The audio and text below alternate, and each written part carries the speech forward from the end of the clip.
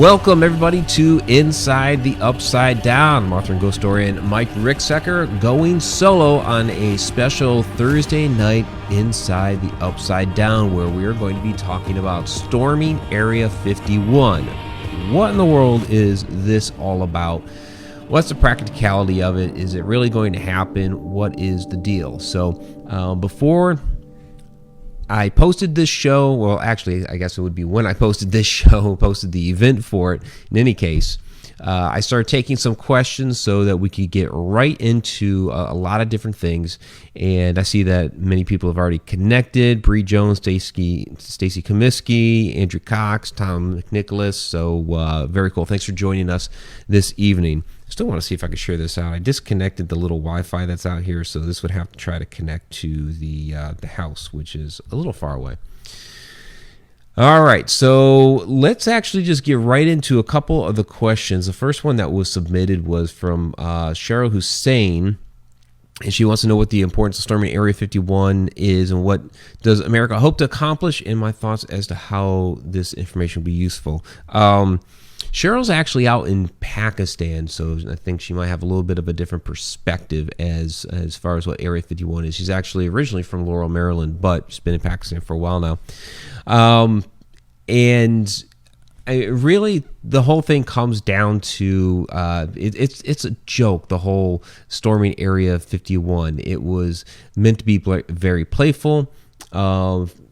If I go up here and I just kind of grabbed it real quick. So it was Jackson Barnes is the guy who came up with this, and he actually ended up putting a little disclaimer on the event that he created on Facebook to say, hey, this was just meant as a joke, it was meant as a gag.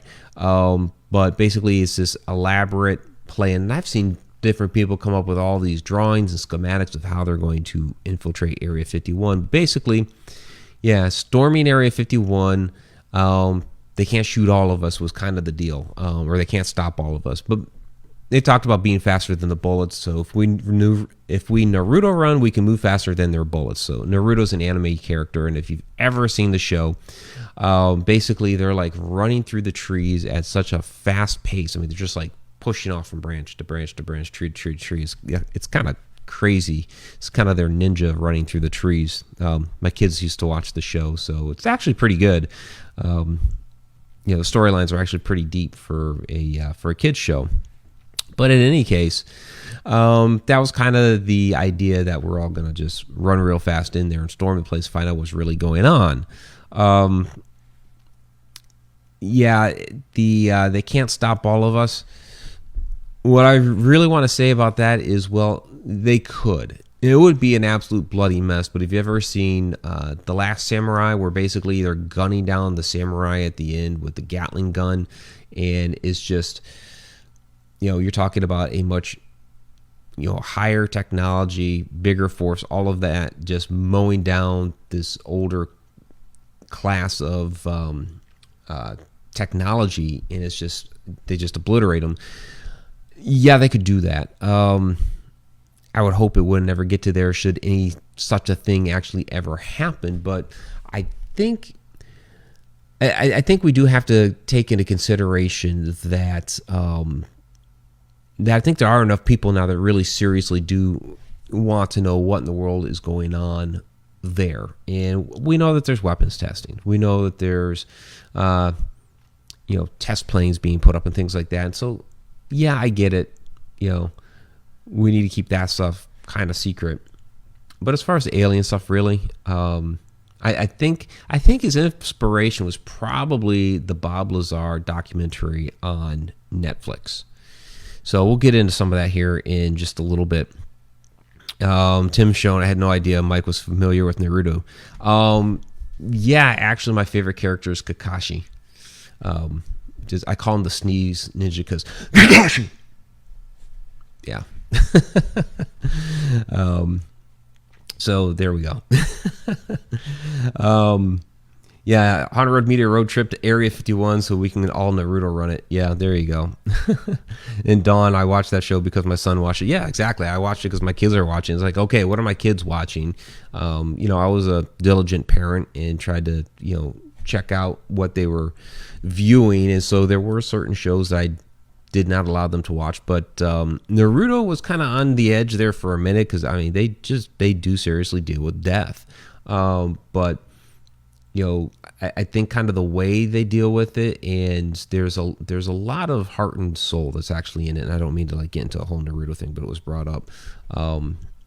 There's some deep elements that I hope they picked up on while watching it. So we had a bunch of other questions here from Tim Schoen and Tom McNicholas. We'll get into some of these. Tim Schoen, how long does the government intend to keep the contents of Area 51 a secret? Doesn't the public have a right to know, given it's supposedly an extension of an airbase?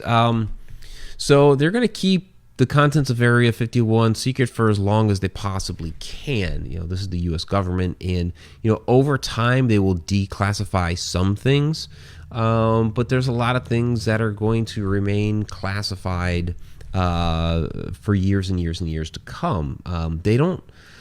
They really don't like sharing information unless they really have to, and every once in a while they'll make kind of a good faith effort like, oh, we're declassifying all these documents, and they're like 30, 40, 50 years old and have like almost no relevance anymore, except from a historic purpose of just kind of knowing what certain things happen. Every once in a while you can get like a little nugget of information to kind of add to the different conspiracy theories that are out there. So the big one a few years ago, and I think Tom asked about it, right? Maybe. But in any case, the question of when they actually finally admitted there was an Area 51. It was the CIA in 2013 that finally said, yeah, actually there is an Area 51, something we've known forever. And that came about because of a Freedom of Information Act inquiry that was submitted in 2005. So think about how the government is working here with this, in that it took them 8 years to approve a filing for a Freedom of Information Act filing. So I mean that was 1974, where that act was instituted, that you could file for information, and usually people do it on themselves. They want some information about themselves that's been filed away with the government, so they want to get at that, and they can file it for other things. And usually it doesn't take 8 years, but it did with this. And so you think about, they had 8 years to figure out what exactly they were and were not going to say about it. If you look at the CIA website, I have it up here on the computer. They have a nice little rundown about Area 51, the U-2, test flights, stuff like that. Tom McNicholas, in one of his questions, had asked about why they call it Area 51. It's one of the nicknames. It's been called a number of different things. The Ranch, Dreamland, some different things like this, but basically it's part of the Nevada test site and training range at Groom Lake. So it's had a lot of different nicknames over the years. So it talks about that. It goes into, they even have some Q&A here, like how do you get a super secret aircraft to a super secret facility, just enough to kind of appease the general public is essentially what it comes down to. So yeah, Tim, you kind of dominated the Facebook post questions. It's all right. There are some other ones in there. Bree Jones says, I can see the need for not sharing information given current security concerns. Can't have everyone knowing what our defense and attack are. That would be bad strategy. Yeah, I mean, when it comes to the actual, test flights and things like that, yeah, I wouldn't want our enemies knowing what our technology is and, what we have coming up on deck. I mean, I totally understand that, especially from being in the Air Force and understanding the need for security. So I totally understand that. It would make no sense to be like, oh yeah, hey world, we're developing this so that maybe you can steal that technology, develop it faster, and then use it against us. We wouldn't want that. So I totally understand that. What's kind of funny when we go back to storming Area 51 is stuff like stuff like this. Okay, photographs of this area is prohibited. Of course, we're taking a photograph of it. So, you get stopped along the way. And, they try to tell you, if you look at some of the different signs, that, that this is a testing site for ordnance, for weapons. You can see bombing and gunnery range. And they do a lot of that there, too. And it's legit, they do that stuff there. So, to run up in there while they're doing that sort of testing, would definitely be a bad idea. I can't say with all honesty that's the only reason why they are, prohibiting people from, getting closer or even getting onto the installation or anything like that. Because if you get up to a certain point, the black truck comes out and gets you. The black vans, the black trucks, the guys, they will definitely come out there and they will get you. Honestly, some of it, there is a certain macabre appeal to some of it. You see those old videos of people watching the nuclear testing. They'd be out there, with the glasses, and they'd watch the mushroom cloud, and the wind would hit them, and you see their faces get all contorted and weird and stuff. There is something about us that we like to watch stuff blow up. So, if you're just out there testing some missiles or some bombs that maybe we already have, I don't see why not let people get a little closer to it, and just at least see it from a distance. It's not that bad.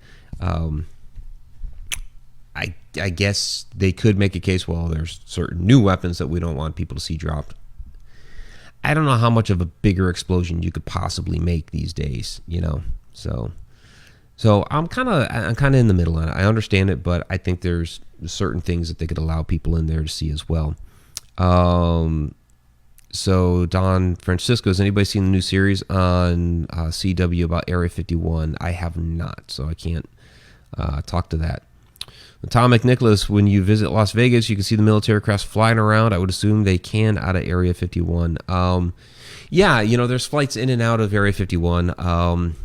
If you look at the overhead, this is actually of Nellis. So there's airstrips out there. They fly in and out. It's, a desert, but you'll see those planes fly in and out of there. So those aren't a secret. But there's certain ones that they don't want people seeing. And those are the ones that they keep within the area, that they do the testing and what have you. Now, like when Bob Lazar got in trouble, he was out there showing his buddies the different saucers and things that were going up in the air. Of course, he was working on trying to figure out that alien propulsion system on the discs that they have there. Of course, you have to take Bob Lazar's word for it, and that's kind of the trick of it. Do you believe Bob Lazar? Now, when he was first revealing all of his information, they did a great job of trying to erase him. So, personnel records from Los Alamos were destroyed. His college records were destroyed. They're just gone. They didn't even exist. It took somebody coming forth with an old phone book from Los Alamos and said, hey, he's right here, a phone directory from the actual organization. His personal friends were like, we were dropping him off at Caltech, so he could go to school.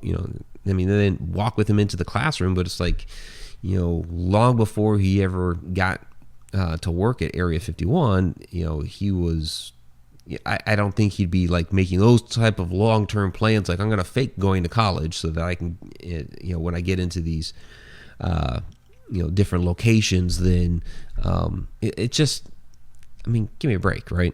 So, Heather Steele says she's excited for this one. Cool.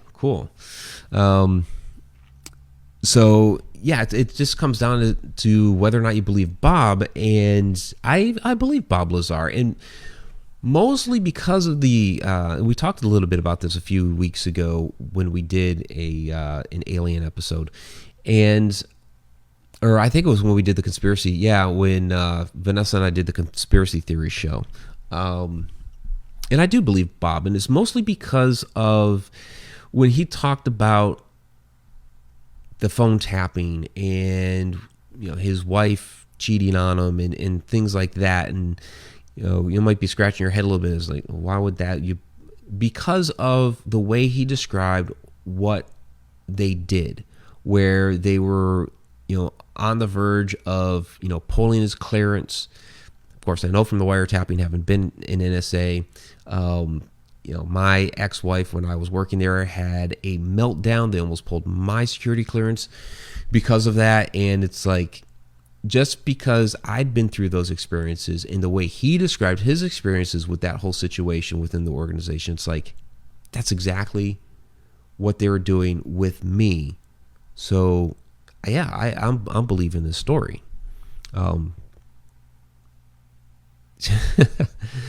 Tim's always excited when we go live. Cool. So I know there are a couple other questions from before the show. Let's see if we can get a couple of those.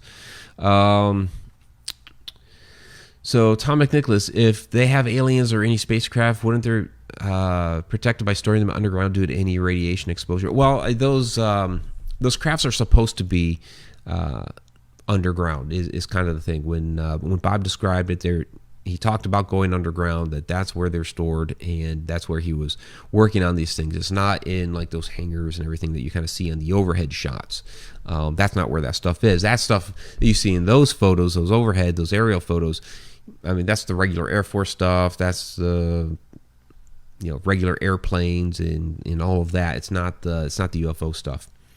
And then Tom, if they start shooting at everyone who breaks through the gates, wouldn't it be a government approved action? Well, that's kind of the scary thing. So let's say 1 million people do show up. Maybe not even 1 million. Let's say just I don't know, 10,000 people. That's a good chunk of people that could storm those gates.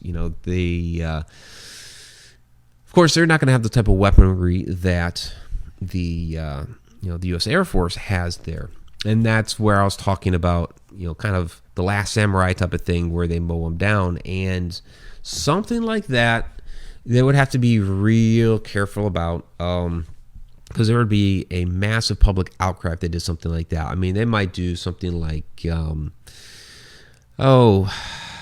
maybe some rubber pellets or some tear gas or something like that, just to kind of like back the people off. Because I don't think anybody wants to like seriously kill anybody over this.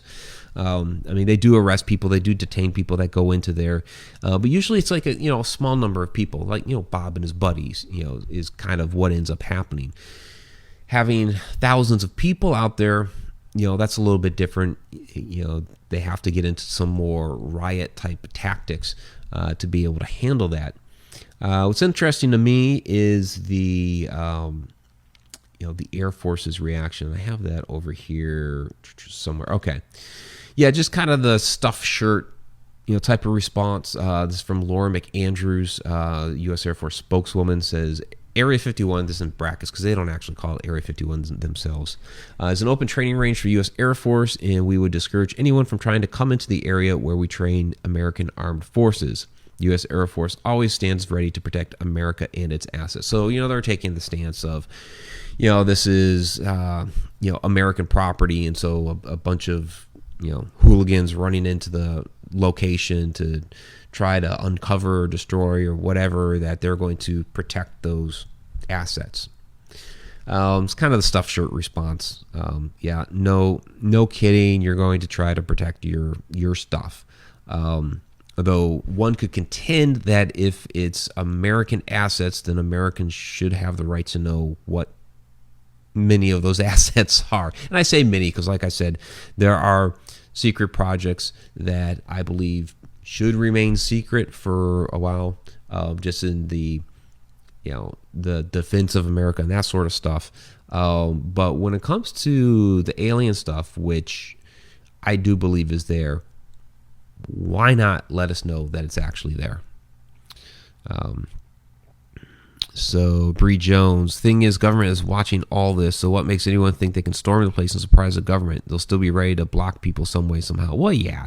I mean, they're monitoring that stuff all the time. I mean, when that came up on Facebook, it threw all these red flags. From my understanding, he was contacted and started being, questioned as to what his intentions were, which is why I believe that he, threw that up there about... and what did he say? He said, I just thought it would be funny, get me some thumbsy uppies on the internet. I'm not responsible if people actually decide to storm Area 51. So, yeah, I mean, he's all in good nature, just trying to have some fun with it. But it does always, raise an alarm to the U.S. government. Hey, here's somebody that may be planning in, a quote unquote attack on Area 51, which would not be in the interest of the government. And I don't think it's necessarily in the interest of us to, to attack Area 51, Nellis Air Force Base. That's not the idea. The idea is to find out, the extraterrestrial information that they're hiding there. And we know it is. And it's not just there either. It's all over the country. It's all over the world. There's other countries out there that have been willing to admit much more than the United States. The United States always seems to take a tactic of, we're going to refrain from disclosing as much as we can for as long as we can, and hoping that gives some little bit of advantage somewhere. So we're going to deny until we're blue in the face about it, even when everybody already knows about it. I mean, we knew about Area 51 long ago. Of course, Bob Lazar was the big whistleblower, back in 1989. When Independence Day came out in 1995. Was it 96? Right around there. In any case, that just made it even more mainstream. Than now, sure, a lot of people already heard about it and already known about it, but now it becomes a blockbuster movie. So it's out there even more. It takes 10 more years for somebody to even file a Freedom of Information Act request on the matter. And then it takes another 8 years for information to finally get unveiled. So they have 8 years to kind of massage all that information. They've already had enough, 10 to 15 years beforehand to kind of think about it. So you're talking 20, 25 years for the government to just sit on it and stew and just deny until they get their story in the place that they want to tell, and give a little bit here, give a little bit there, but not really give us the goods. So yeah, they're willing to admit, yes, this place is called Area 51. Yes, there's all this military testing that's there, but they don't tell us the other stuff that we know is there. So they'll still refrain from the alien stuff for now.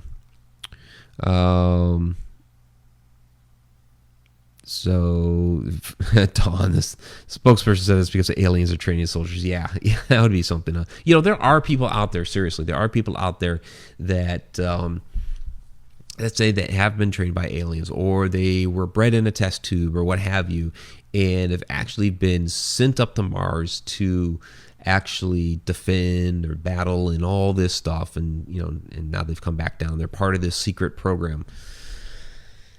I'm not on board with all of that, but there are people out there that claim these things. Karen Pedrosa, maybe they think it would cause mass hysteria if we knew for sure that they're either what they're coming here for or here for. I think we've gotten to the point now. Now, if this was the 1940s, when was War of the Worlds? Was that the late 1930s? Back then, yes, caused mass hysteria. We've been so conditioned now for the last 40, 50, however many years that there's other life out there. And I know some people still debate as to whether there's other life out in the universe. There is, okay, just flat out, there is. There's no way, if you think about this, with how vast the universe is, just mathematically, there are billions of potential worlds out there, like Earth, that could hold life. Many of those, the Earth is only like 4.5 billion years old. The universe has been around for over 14 billion years old. So there's worlds out there that have had billions and billions of years of a jump on us to develop, right? And so the odds of other civilizations being out there and traveling the cosmos and possibly coming across our planet are actually pretty good, because we're seemingly a younger planet compared to the rest of the universe. And we've been talking about this now, really ever since, I guess probably actively ever since the Roswell thing, got a little bit more involved with what was going on with the space race. Okay, we started thinking about more of these things when the space race was launched. So 50s, 60s, we've been talking about this for a long, long time. And so I think most people are probably like, yeah, there's probably other life forms out there. I don't think it would be too much of a surprise for people if they knew that other life had visited this planet. So I don't think it's like 100 years ago where people would just absolutely freak out. It would cause, and it probably would cause a crisis of faith that long ago. These days, not so much. Dan Ravel, I'm thinking the military will respond the same way they would if they were planning on storming Fort Knox. If people were planning on storming Fort Knox, I mean, I think there would be, you got basically like a line of troops. I think they would issue a crap ton of warnings. I think they would, probably throw down some, like I said, they'd probably start with rubber pellets and some gas. They would probably treat it in many ways like almost any other city riot, until maybe things got out of hand. I think they would probably do anything that they could to prevent using lethal force. And unfortunately, there would probably be some sort of accident, and there would probably be some fatalities or something involved. But I think for the most part, once people, there's always those that are going to, push the envelope and do something bad, and take it to a bad place. I think most of the people will probably be like, oh, yeah, they got bigger guns than we do. We're probably not going to be able to handle this, and then once the choppers, they'll probably send some choppers overhead and things like that, basically just to kind of scare them off. Have the choppers come overhead, just kind of lower them a little bit, so they feel that pressure and that air whipping around them. You've got like this wall of guys coming at them with these guns, and throw some gas down, and yeah, I think most people would bug out at that point. But yeah, I pretty much agree with you there, Dan. Don Francisco, we need Vanessa to remote view Area 51 for real, but the aliens might throw a mind lock on her. Yeah, that'd be interesting. Have Vanessa remote view Area 51. Considering that the government has been in on remote viewing experiments anyway. What was that? Project Stardust, right? And they were using remote viewers to try to, spy on Russia and other enemies around the world, with varying degrees of success, mind you. Some of those things were absolutely spot on, and they would vet these people, and they have the really good ones working for them. So the government's used remote viewing before. Whether Vanessa could remote view with, I don't know. Would the aliens be able to throw up some sort of protection if they're if they communicate a lot with telepathy? Would they be able to block something like that? I don't know. I mean, that's a good question. Maybe we could have Vanessa try to do that one of these days. Right now, she's currently flying to Ireland. So let's see. Tim Shannon, I was thinking Roswell may have influenced the Area 51 equals aliens things. Well, I mean, there's a lot of there's a lot of stories about what happened with the crash from Roswell. Went to Wright-Patterson Air Force Base for a while, some of that material. So there's a lot of things going on there too at Wright-Pat. I think Bob's really the one that blew it off of with Area 51, confirming that there are things down there. But the Four Corners area, there's supposed to be some different things. Like I said, Right Pat. There's a lot of different places, even just really around the world, that are supposed to be having different alien technologies hidden at. Even up in Alaska where I was stationed. Not saying I saw anything, but just there's rumors about up there. Really, the only thing I ever saw, I've talked about this before on the NSA, well, it was aliens and NSA secrets and all that stuff, is basically when you're just, I had a top secret clearance, but it's all compartmentalized. So there's certain areas that you can get into with whatever compartment you have on your top secret clearance. And even if you are allowed to get into that compartment, you still have to have a need to know to get into specific information. So, like with my compartment, a lot of different things that I was doing, especially being in computers, was I was, working on, the different computers that were within that compartment, load up software, troubleshoot network stuff, things like that. To actually use the software myself, other than just starting it up to make sure, well, there it goes, it's installed, to actually start using it and doing the different things within there, I wouldn't be allowed to do because I didn't have the need to know that information coming out of there. My need to know was simply to make it work. So it's kind of an interesting world. So I saw surface stuff of like different organizations that were there pertaining to extraterrestrial stuff, that they're searching for extraterrestrial life and stuff like that, but never got like any specific no photos or anything like that, because it's just all compartmentalized. So let's see. Bree says, heard a joke a long time ago. Best way to know intelligent life exists in the universe. None of it has ever visited planet Earth. We're just a hot mess. Well, this is true. We're definitely a hot mess here. Let's see. So they had a 10-hour layover in D.C. Plane leaves at 10 p.m. Wow, I didn't know they had that long of a layover in D.C. That's crazy. I saw some photos of Vanessa like laying on the floor and sleeping. So, crazy stuff. It's a long flight. So, and that's another area there, that part of the world, the UK. They're going to be in Ireland, but England. England's had a lot of UFO sightings there. A lot of different things going on. How much of it pertains to the U.S. It's interesting. Like I said, some of these other countries seem a little bit more. They seem to talk about these things a little bit more than the United States. With Britain, you used to be able to call into like a hotline.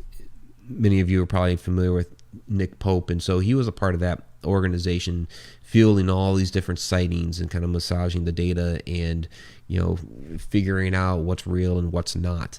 And so that's why he's come forth with, hey, a lot of, sure, there's a lot of garbage that came through, and people that made things up, but there's a lot of legit stuff that came out through that as well. United States is a lot more locked down on stuff like that, and then you see some other countries out there that are even more, hey, we've seen some stuff, so it's just interesting how tight-lipped the United States is about it. And so Area 51 just happens to be like their most tight-lipped area about it. You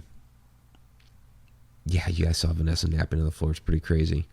So I'll go ahead and take any other questions that you guys have down in there. But that's, kind of my viewpoint on the whole storming Area 51 thing is I totally get it. And,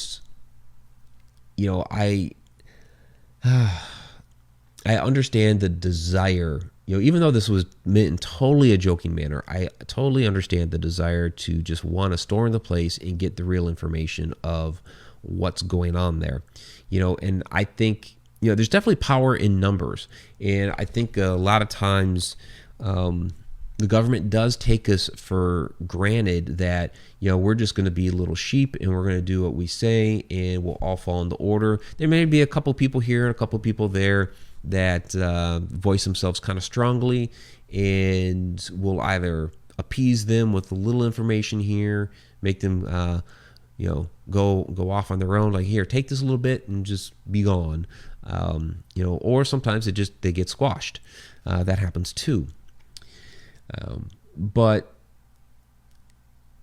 there is a power in numbers, and so I think one of these days there is going to be some sort of serious gathering of people that will have to force their hand and either finally just fess up, there's something here, which they're extremely reluctant to do, or it's going to turn into some sort of huge mess. And it's the latter that they usually tend to go with, because they tend to, no matter whatever the circumstances are, just keep tight-lipped on everything until the last moment possible. And if it has to get messy, then it gets messy, and we'll excuse it away, and we'll concoct some sort of story. We'll have somebody be the scapegoat over here, whatever it is. I know it's very conspiracy theory-ish, but that legitimately happens. They're not going to let you know what they know unless you force it from them. And I'm not advocating violence or anything like that, but that's just our human history. I'm not just talking about Area 51. It's kind of our human history that this is the way things happen. If there's some power there that doesn't want to reveal something or give something up, they're going to stand by and stand by and stand by until it becomes an absolute mess. And then if they win, if they're still able to hang on to it, then this mess that happened, well, they're the ones that are the victors. They get to write the history of the matter. And so, it's, I love history, but a lot of it makes you wonder as to what is actually real and what is actually true. And so right now with Area 51, in other areas like this and other government secrets that we have out there right now, we're living that history and we're going through all of that. Hundreds of years from now, our descendants will look back on that knowing hopefully more of the truth. They still might not know all of it, but they'll have a lot more retrospect to be able to see and figure out exactly what was going on during our time while we're in the middle of living in it. So it makes it much more difficult for us. So, all right. Heather Steele, are there any stories of ghost astronauts? Interesting. Okay. As far as like a United States ghost astronaut, I can't think of one, but cosmonauts, the Russian cosmonauts, look it up. It is like the creepiest thing with the Russian cosmonauts. I mean, there have been ones that they've airbrushed out of photos, yes, but then there's ones where there's like some audio that's been captured, and it's female, and it's a Russian woman, and it's a radio chatter between her and what seems like a Russian space organization, and she's talking about, at least from the Russian that was translated, because I don't speak Russian, she was having some sort of difficulty with what was going on, and so apparently whatever happened to her, she perished and died. But it's just the creepiest thing to listen to of this woman. And so while not necessarily a ghost, it's really like her voice is kind of spectral. It really is. It is the creepiest thing. I've always meant to do a thing on the Russian cosmonauts and the missing cosmonauts. Basically, you could, in a sense, call them ghosts because their lives have just been airbrushed out as if they never existed. So their lives are like ghosts. And then whatever happened to this woman, the Russians, we have a lot of secrets. The Russians did a lot of secret testing as well. It's and just like even more so. There's things that they did, experiments that they ran that we'll probably never know all the grotesqueries that actually happened. And you know what? They say the same thing about us, really. But look that up. I forget exactly what the clip was called, but it's a Russian missing cosmonaut audio clip of a woman she's in some sort of peril, and it's creepy as hell. So Don Francisco, I think we should all storm Congress and see what the hell's going on there. Well, yeah, and that's on both sides of the house. Doesn't it, to me, when it comes to the politicians, we'll just go here real quick. All politicians are rich, powerful people. They're rich, powerful people seeking more money and power. And that's really what our American political game has come down to. It's not about the people at all. It's about just them running their game. And our entire system these days is they're all control mechanisms. When it comes down to just you look at like 120 years ago, so many of the things that we have in place now that we just think is, oh, well, that's just the way it is. Like income tax, a lot of the different, forms of identification and things like that, they just didn't exist back then. And so you were really more of a free person.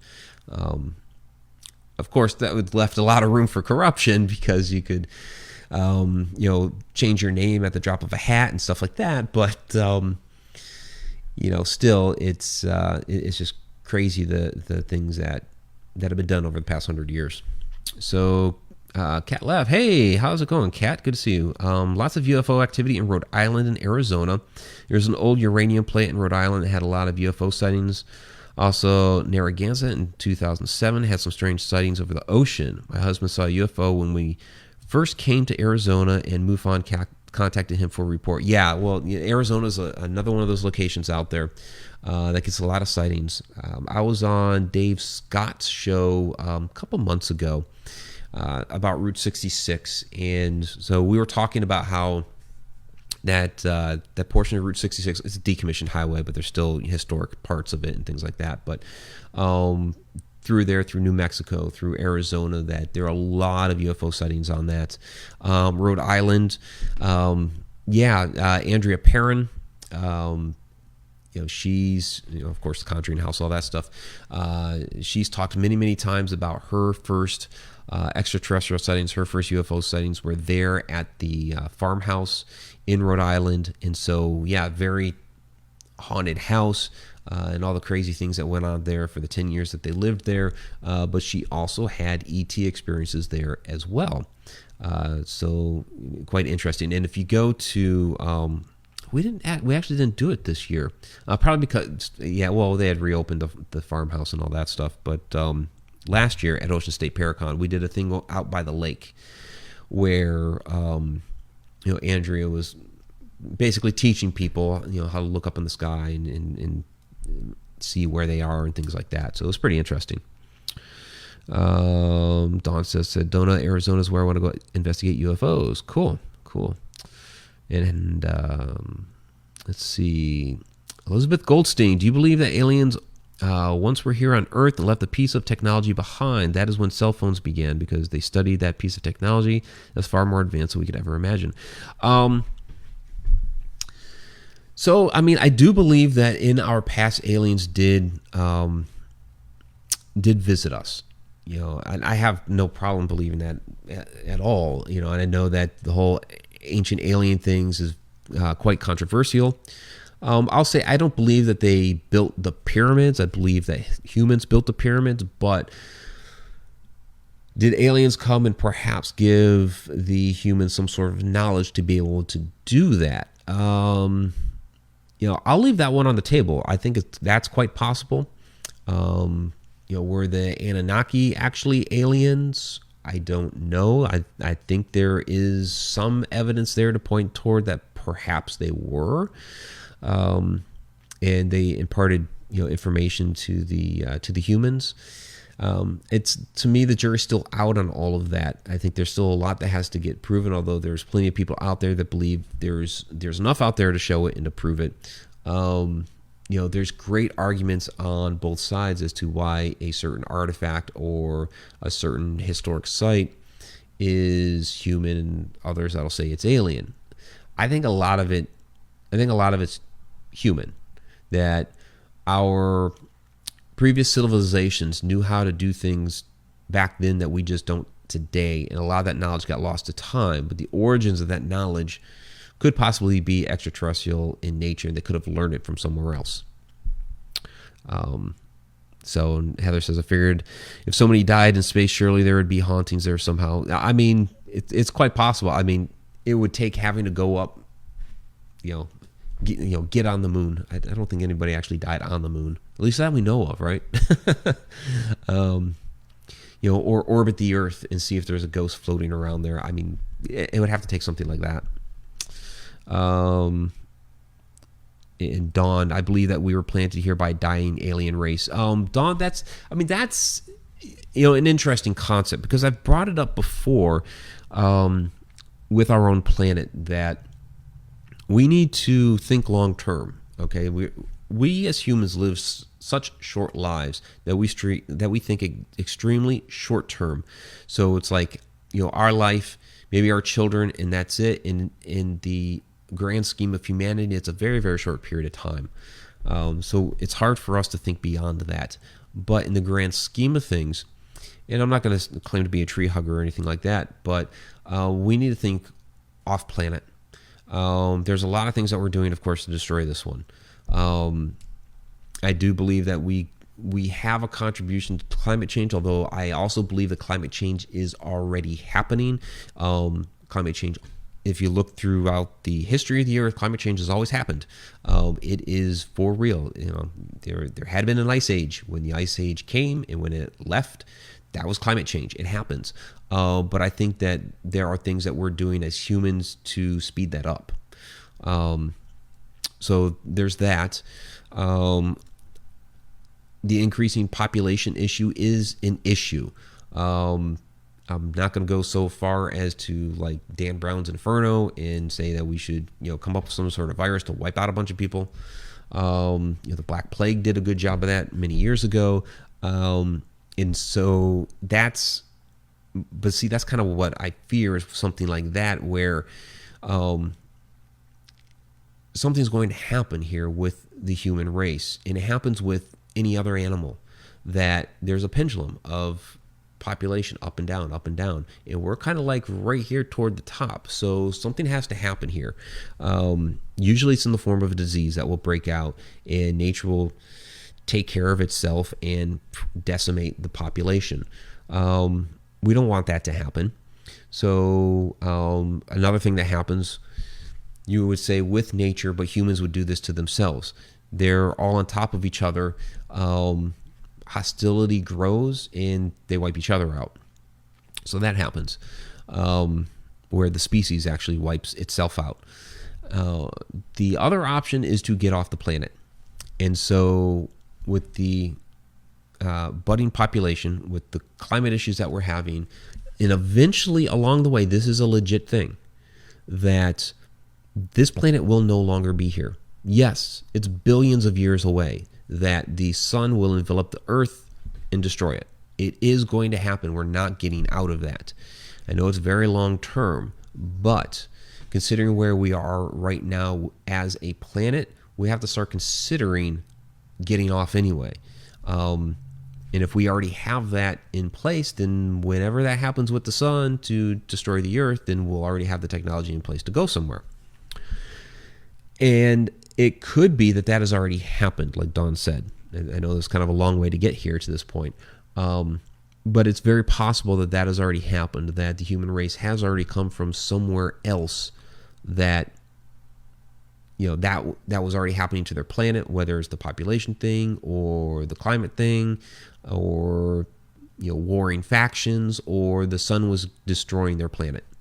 So it's very possible we're placed here by a dying alien race.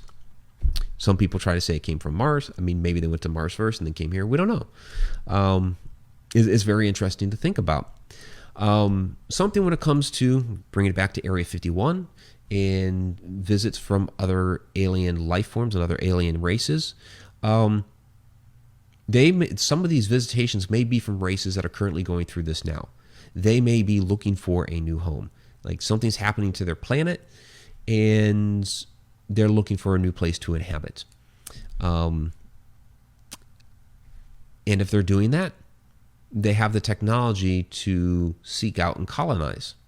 So I would think then that we should, obviously we're probably already communicating with them if we have this stuff. But we should get some of that information from them because we're going to be facing the same situations here. Probably a lot sooner than we think and we're comfortable with. So, all right. Let me check the chat here because I was kind of rambling on for a little bit there. Don, politics is the paranormal, leaning toward cryptozoology. Yep, there you go. Dan, people spend millions to get elected to make thousands. Something wrong there. It is the power. Yep, it's a total power trip. Dawn, I always wondered if the visions that people witnessed in the Bible were actually aliens they were seeing. It's possible. Maybe they were aliens. Maybe they were spirits. There's a lot of different possibilities that they could have been. Hard to say, but it's possible. Heather Steele, our grandkids will be doing space investigations. That would be very cool. I hope so. So Elizabeth Goldstein, Layton's theory tells us that we come from the ocean in the phone. We're just a bunch of organism and fungus. I'll say this. We're all stardust. We are all stardust. So even that organism and fungus and all that, it all comes from the stars. And if you just look at the way that the universe evolved and the way a solar system is formed and all of that, this was all once dust out into space that ended up coming together. So we're all stardust. So let's see. In Dawn, there's an episode of Star Trek New Generation discovered that aliens had planted their children on all planets, which then evolved into human and Klingons and all that. Yeah, I mean, there's a lot of different theories like that there are other human races out there that really what we're seeking are ourselves. That many of these aliens could possibly be human in nature that evolved differently over time. That could be that maybe some of these, like the Greys that we see, maybe we come from the same original organism and they evolve differently than us over time. I mean, it's, I guess, maybe possible. Or maybe there's other, humans out there that, kind of basically look just like us. And they're almost identical, maybe have a couple differences. The Stargate series did a lot with that. With most of the life forms that they seemed to encounter were just humans, but they happened to be on other planets, and they were using the Stargates to go back and forth. So let's see, Don. I'm a breed of coffee drinking fungus. Nice. Yeah, Tim Schoen's calling it out. Even as Stardust, I've got to have my Haunted Road roast. Okay, it helps young ghosts. We'll do it. This episode is brought to you by a Haunted Road roast. It helps young ghosts. There we go. I did it. So, oh yeah, and I even forgot to say at the very beginning, you knew tonight's topic was getting serious because I busted out the glasses. It happens. Yeah, and I actually do have my Haunted Road roast going on right now. So. Yeah, a lot of interesting concepts to think about. I mean, you can get really, really sci-fi about it, going into a lot of the different concepts that they explored in Star Trek. They explored in Stargate, and these other shows. A lot of those give good food for thought. Is it really that way? Not really sure. There's no way to know right now.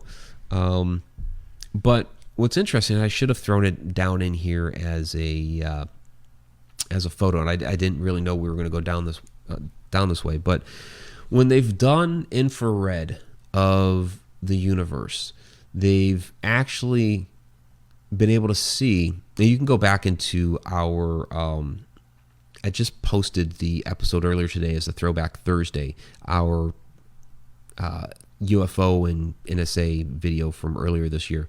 But you can actually see how the universe is connected from solar system to solar system. You have these like strands of energy between all of them. They got this off of infrared, so it's pretty much already proven that we're all connected. So we're connected to other galaxies and solar systems that are out there, and maybe there is a way, like a lot of these shows and movies and whatnot depict. Maybe there is a way through a wormhole or what have you to travel to these places. Use something like a Stargate. There's that one in South America that that looks like that giant doorway just carved into the mountain, right? Was that possibly a Stargate at one point in time? It's possible. We don't know. I mean, it's obviously not working right now. You can walk up to the thing and you don't go anywhere, but maybe at one point it was. So, yeah, Brandy Starleaper saw the glasses and was like, "Oh, serious topic." Well, yeah, we got serious there for a little bit. All right, so we've gone almost an hour here. So if you have any last minute questions, go ahead and throw them in there, and I'll go ahead and take them. Otherwise, we'll start wrapping it up here pretty soon. So that's my take on Area 51 right now. That don't go running out there. Obviously, right now, that would not be advisable to your health. So I definitely don't condone that. But I would like to think that there is a way, as a group, as a large group, a collective whole, that we can impress upon the government that we have the right to know what's going on with this alien stuff. Disclosure is, to me, it's a big deal. That this is something that we should know about. I think many of us already have a pretty good idea as to what's going on out there, and I think we just really want the details. Give us the details of what's going on. Let us meet somebody, from one of these other solar systems. Let's pick their brain a little bit and learn a few things. Something that I would love. I mean, unfortunately, those in power always love to militarize everything, and I'm afraid that's where this goes a lot. They're always thinking militarily, like, okay, they have a technology, we want it because we want to make a weapon out of it. Very human way of thinking. But what I want to see are like photos from these other worlds. Show me a picture of what it's like on somebody else's planet. That's. It's show me a selfie from Alpha Centauri. I'd love to see something like that. Bree Jones, there's an old video game like that, Myst. Yeah, Myst. I loved Myst. That was a great game. So let's see. Elizabeth Goldstein. There was a meteor, Ryan, that hit the Earth and killed off the dinosaurs. Earth became livable. Well, yeah, there's the large meteor down there in Central America, the Yucatan, that hit, and basically wiped out the dinosaurs when that hit.